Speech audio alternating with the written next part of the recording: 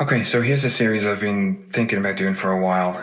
Tried to do it in kind of 60 or 90-second videos for Instagram or Facebook, but there's a lot of stuff that's a little bit more nuanced that I simply can't fit into 60 seconds. So, maybe that's just me that I can't simplify it down, but I thought this might be a better medium to try and get that or communicate that message across. So this is basically the start of a series to take beginners from sedentary or even if you're in a gym and you're not sure what you're doing, up through, the type of exercise that you should be doing and the amount that you should be doing it and the technique you should use to get yourself there. So that's the goal of this series, because a lot of the beginner stuff that I see assumes a certain level of knowledge already about training, exercise, and technique and that sort of thing. So I thought this series might take you through, give you some knowledge, teach you different aspects, and maybe even teach some training concepts along the way. So I'll try and keep them as short as possible, but this might just be a better medium for doing it. I thought for this video we might just touch on some of the basic exercise guidelines that are out there. So it's pretty commonly known or widely regarded that there's 4 pillars of health-related fitness. That is cardiovascular fitness, muscular strength, balance, and flexibility.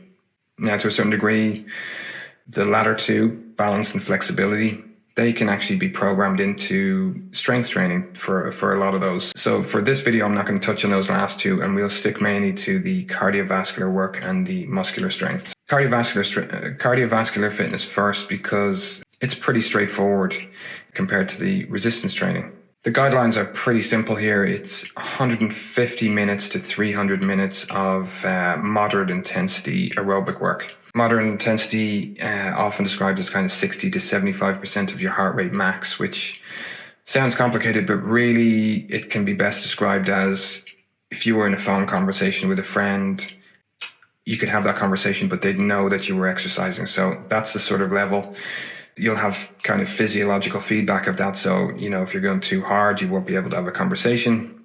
Too easy, you can pick up the pace a little bit. So it's quite easy to find a sweet spot there. With resistance training, however, that gets a little bit more nuanced and complicated. And I think it probably intimidates people as well. So general guidelines here are kind of 2 or more exercise sessions that utilize major muscle groups to moderate or vigorous intensity.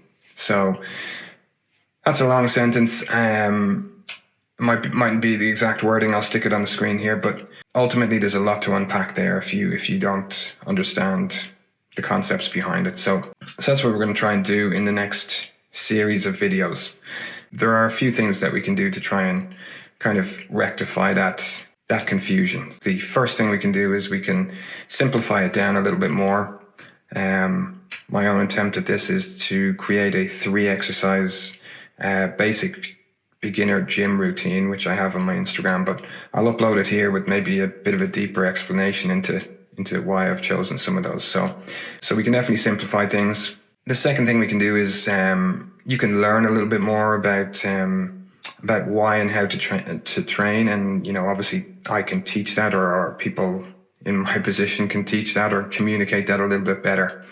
Again, there's a lot of myths out there about what you have to do, what you need to do, but in reality, we could communicate that a little bit better. Thirdly, then, I think we can change the narrative on how long it needs to be done for, where it needs to be done. I think there's a preconception out there that you need a gym membership, you need to be in the gym, hours per week just to get this done. But in reality, you can get a really good resistance training workout from home or outdoors with minimal or sometimes even no equipment. So we can definitely take a look at that as well further down the line. And then lastly, as I said before, if you're already a gym member, but you either can't afford personal training because it is quite a luxury, and you don't really know what you're doing, so you're following little bits and pieces from here and there, we can definitely try and put a little bit more structure on that for those sort of people as well. So if you fit into any of those categories, that's the goal here, is to try and tackle some of those issues and kind of piece them together for you. So look, if you've any questions or anything like that, just stick them in the comments, drop me a mail. There are no silly questions because, there's so much So much conflicting information in the health and fitness sphere. So yeah, don't be afraid to ask questions.